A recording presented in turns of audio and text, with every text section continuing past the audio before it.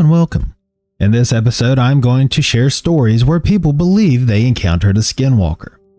I know the name Skinwalker has become the most popular term for pretty much every cryptid that is not a Sasquatch or Dogman, and is often applied to creatures such as crawlers and wendigo, amongst others, that aren't anywhere close to being a Skinwalker. I can't tell you the number of posts I see when searching for stories or researching these beings where people often accuse their own pets of being Skinwalkers. It is convoluted what a Skinwalker really is, and I try to wade through these misidentifications to find encounters with actual Skinwalkers. That said, the stories I have chosen for today's episode were posted alongside other Skinwalker stories and do have elements and details that fit this cryptid, but can also be attributed to other creatures. So let's see if we can decide whether they are actually Skinwalker stories or if the people involved are dealing with something else. These stories include a young man in Idaho who experienced something bizarre while riding his dirt bike, a young man who saw a terrifying creature in a canal while walking to the train station, and a poster who has had some really weird activity around their home. But first, we start with a story that doesn't actually involve a creature sighting, but instead perhaps a Native American man attempting to become a Skinwalker. Also, if you'd like to help support the channel, click on the join button below. Alright, let's get into today's stories.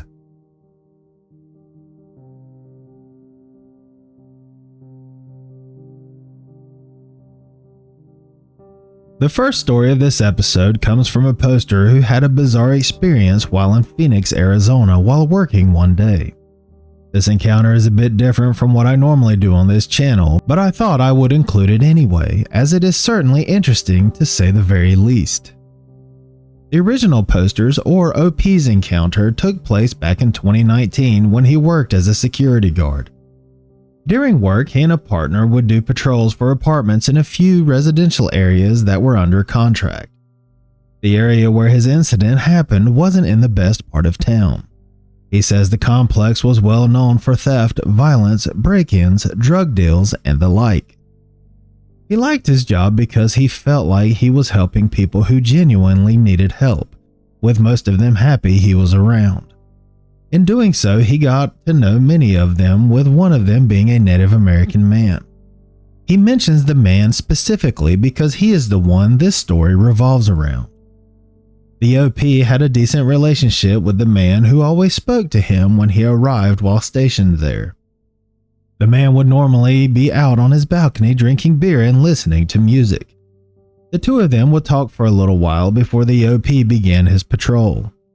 On the day of his encounter, he was patrolling near the man's apartment when he heard him chanting loudly in his native tongue. The OP found this odd due to the fact that he never did this and went to check it out. However, the man was inside, so the OP continued his patrol. Not long after, he heard the chanting again and headed back over to the man's apartment. When he arrived, the man, his pregnant fiancée, and their son were walking down the stairs. When he saw the OP, he told him to follow him. The OP followed behind the man and his family and noticed what looked like a giant knife in his son's hand. But when they reached the parking lot, it turned out to just be a really big feather. He then noticed that the father was holding two smaller feathers. If he had to venture a guess, the OP said they looked like that of a juvenile eagle. Already in the parking lot was a woman and her two sons, who were about the ages of 10 years old and 6 months old, with the younger one being in a stroller. The OP says he had to kick the lady out of the Native American man's apartment because she had been arguing with another Native American man who was the roommate of the first man that he knew. The father and son went over to the two boys and started rubbing the feathers on their faces while whispering in their native language. Upon seeing this, the mother flipped out and started yelling at them not to put that evil on her babies and get away from them. The man the OP knows told her that he and his sons weren't doing anything to hurt the boys, but said this in a very guilty tone. He continued, telling her that's why he brought the security guard over with him. The woman then said, talking about the OP, that he doesn't know what's going on. The OP says here that truer words had never been spoken. The woman told the man if he wasn't doing anything wrong, then rub the feathers on his pregnant fiance's belly while whispering. The man turned to his son and whispered something to him, but it sent the boy into a frenzy, and he yelled at his father that he is half Christian and he isn't doing evil stuff, and that his father is still evil. He took off running, and his parents tried to get him to come back before the father took off after him. In all the craziness that was transpiring around him, the OP's main goal was to get the woman and her 2 sons out of there, now for their own safety. He did so, then went looking for the father and son. He could not find them and assumed they had left the complex, but he did find fresh blood and vomit on the sidewalk and a knife nearby. He returned to the man's balcony and found him there with his fiancée bandaging a huge gash on his forehead. Due to the serious turn of events, the OP called the police, who arrived, but the man nor his fiancée would answer the door. The police told the OP there was nothing they could do since it was a family matter and the dad did not want to talk to them or press any charges. The next day, the OP talked to the manager of the complex and found out that the Native American man he knew had been in prison for manslaughter. He had moved into the complex after he was released from prison. The OP mentions here that one step in becoming a Skinwalker is murder. The OP didn't have any interactions with the man after the incident, but always kept what happened and what he suspected the man was trying to do in the back of his mind. He ends his post by saying he doesn't personally think people can shapeshift into animals and says he'd like to hear from anyone who is knowledgeable on these kinds of things that happened in this story, particularly about feathers and kachina tattoos.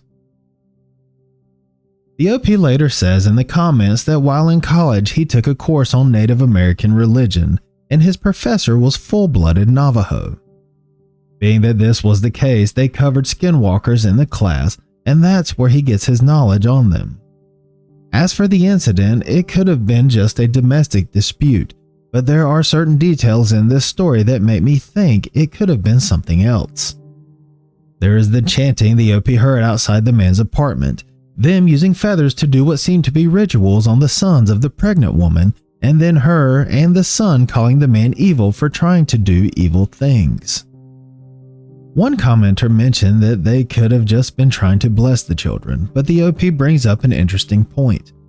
If that was the case, why did the man try to get his son to rub the feather on his pregnant fiance's belly rather than doing it himself? And why did the boy react in such a way, saying that his father was still evil?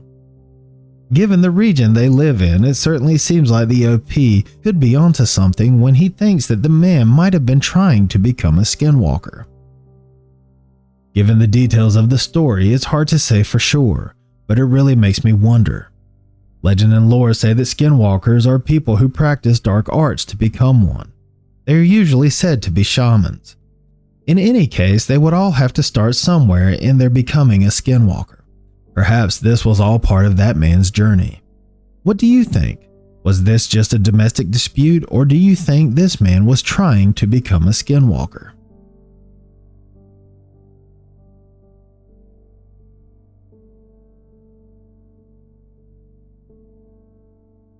The next story comes from a poster who had a very eerie experience while riding his dirt bike one night.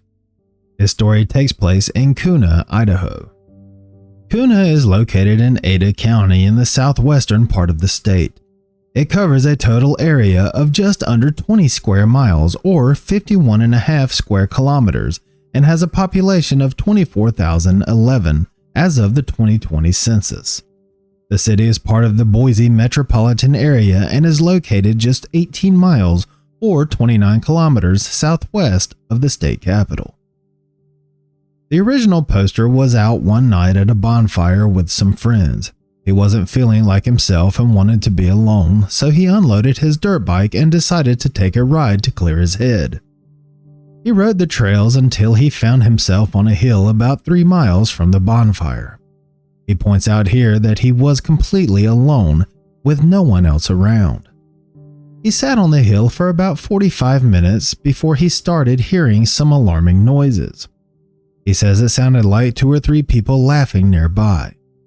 It wasn't constant and would happen about every 5 minutes, but it kept getting closer to him. The closer the laughing crept, the less alone the OP began to feel. Now uneasy, he went to start his bike to get out of there, but it wouldn't start. Finally, he started rolling down the hill on the bike and was able to bump start it. However, it didn't want to keep running and he had to keep revving the engine to keep it from shutting off. He thought this odd because he didn't feel like he had sat there long enough for the engine to get that cold.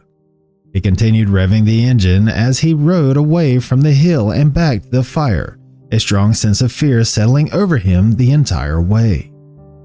He says he couldn't bring himself to go more than 5 miles an hour even though he had always flown around on the dirt bike. He had a light on the front of his bike that was on, lighting his path, but he thought he kept seeing shadowy figures out of the corner of his eye along the way. He would look, but there was nothing there. Eventually, mercifully, he made it back to the bonfire and his friends without further incident, but he says he knows something else was out there with him that night. He didn't give the incident too much thought, but got really freaked out when one of his buddies started talking about Skinwalker sightings in the area. The details of those stories lined up exactly with what he experienced out there that night. They would hear laughter, their vehicle or ATVs wouldn't want to start, that sense of fear, and shadowy figures just out of the field of view. He ends his post asking anyone from Canal, Idaho to weigh in, hopefully with some answers as to what was out there with him that night. Well, I'm not from Canal, Idaho, but it definitely sounds to me like there was a cryptid capable of mimicry out there with him that night. This isn't the first story I've heard where cars and/or other types of vehicles won't start when they should and people are affected in unusual ways. Like with the OP not wanting to go more than 5 miles an hour even though he says he usually goes much faster. I've talked about how cryptids seem to be able to alter our minds in one way or another. That seems to have happened here. Then there is the feeling that he wasn't alone and the fear that came over him. Not to mention him seeing figures out of the corner of his eye. This, at least to me, points to cryptid activity, being that these details or similar things come up in a lot of these stories. As for whether or not this was a skinwalker is hard to say.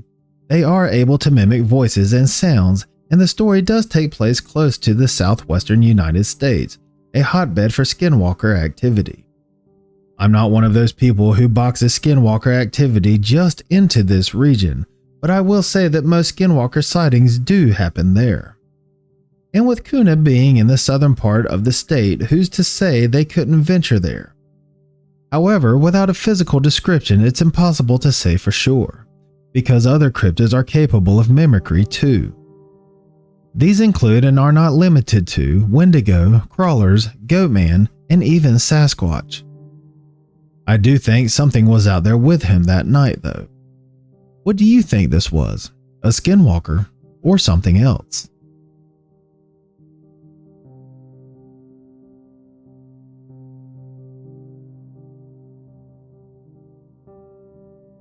The next story comes from a poster who had a terrifying experience one night while walking to the train station. He does not say where his story takes place. The night the events took place, the original poster had gone to hang out with his friends. The friend's house where they met was across town, and to get there the OP took the train. He planned on visiting for a few hours, but the group ventured out to the park and they ended up staying out there into the night. While there, one of his friends was talking about the sightings of different creatures, saying that the scariest one in his opinion was a skinwalker. When the OP asked what a skinwalker was, the group just looked at him and laughed. He says he thought this was odd but just shrugged off their behavior. Not long after, he decided to go home.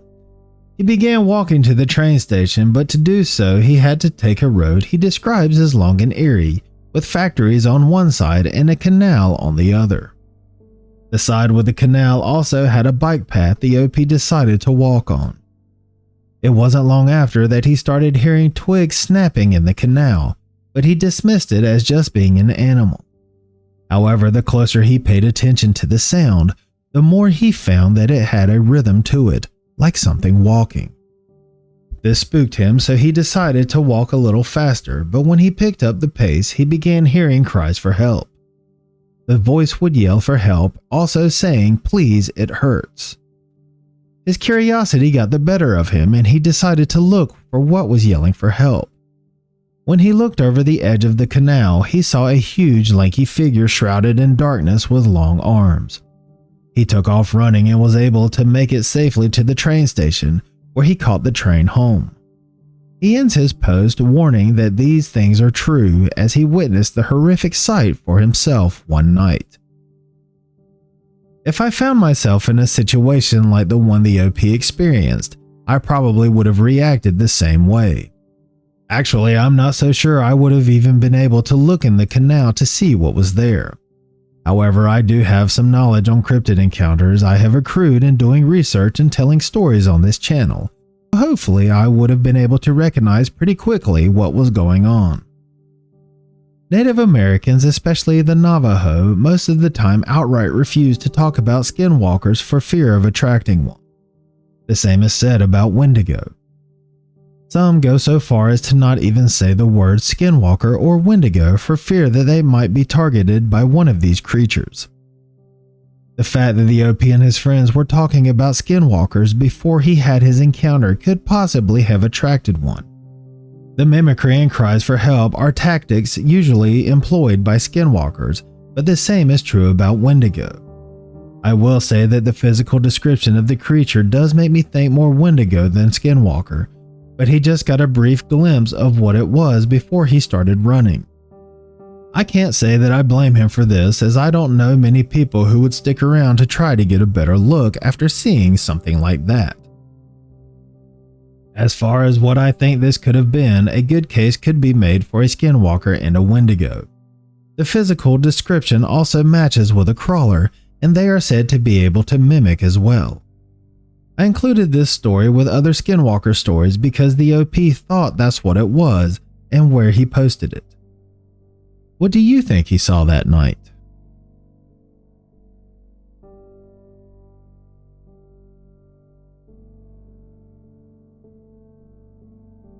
The final story of this episode comes from a poster who has had a series of events happen to him he thinks could be the result of skinwalker activity. He does say, though, that he isn't sure if it is a skinwalker, but whatever the case, it was still some scary experiences to have to endure. He breaks his story up into 3 groupings detailing the incidents he has had. He does not say where his story takes place. The first events that transpired with the creature is referred to by the original poster as the window incident. There would be nights where he was awake between the hours of 10 p.m. and 1 a.m. where he would start hearing scratching and tapping on the window. People would tell him that it was just the window adjusting or something hitting his window like bugs, rodents, raccoons, or possums, except he says his window has never adjusted before and it was way too high off the ground for it to be any of the small animals people tried to dismiss the knocking as being. Then one night as he laid in bed with his lights off, he once again heard the tapping on the glass outside. He heard footsteps of something that sounded bipedal walking around his home. He then heard the door in the living room open, and this time he heard footsteps inside the house walk around before going back out and closing the door. He says the feet sounded like they had claws on them. The next activity the OP had to deal with involved his pet cats. It began one day when he was trying to get his cat out from under his bed. However, his father came in and told him that the cat was under the kitchen table. He went and put the cat outside, but when the OP returned to his room and looked under his bed, there sat the cat. The same cat he had just put outside moments before.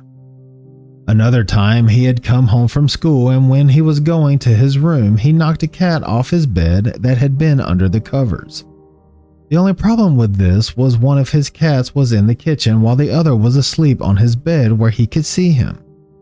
About an hour later, the OP leaned over to drink some of his coffee while in his room and saw his cat under the bed. Now keep in mind, both of his cats were accounted for with one on the bed beside him. the same one he saw under his bed in that moment.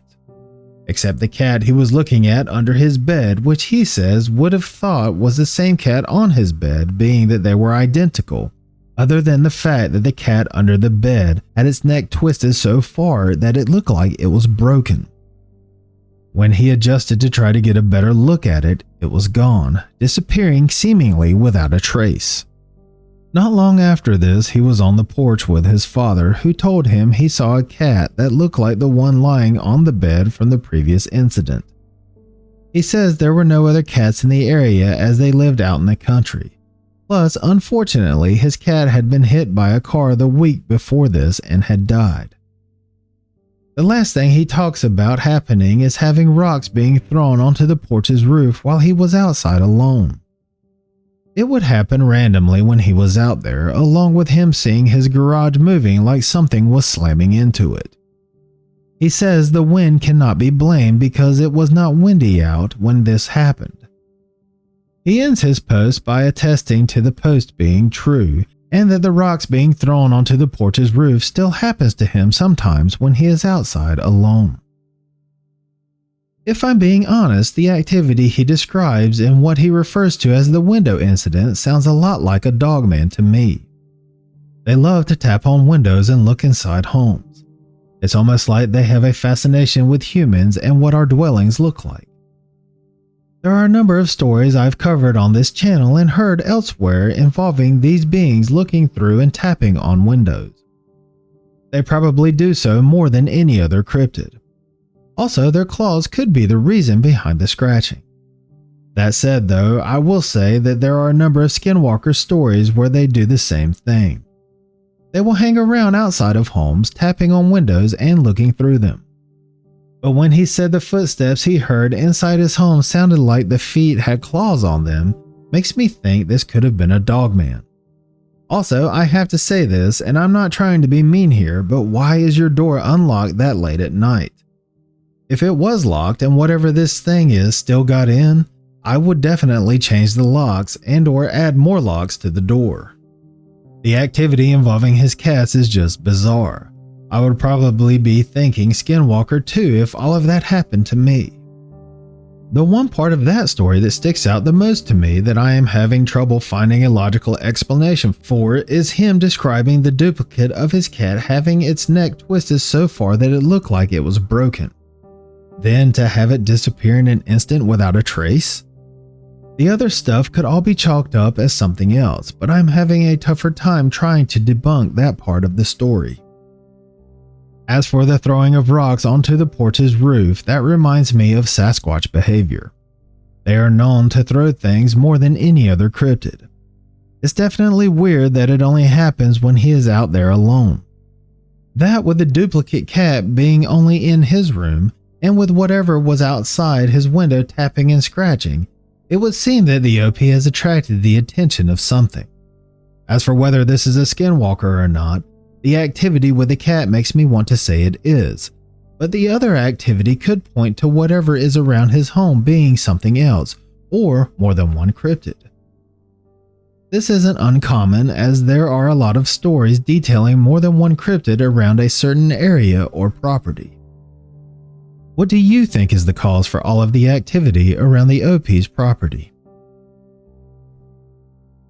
And that's going to do it for this episode. I hope you enjoyed these stories. If you'd like to hear more stories like these and other types of cryptids, make sure to subscribe to the channel. If you want to send me your story, I'd love to read it. My email is wolfwhocriedcryptid@gmail.com. I will also put it in the description below. With your permission, I may want to use it in an episode. Even if you'd prefer that I didn't share your story on my channel and just want someone to listen, email me. We can privately talk about your encounter. And please remember to keep it civil in the comments section. No one deserves to be ridiculed whether they believe or not. Thank you for listening. I'll catch you at the next episode.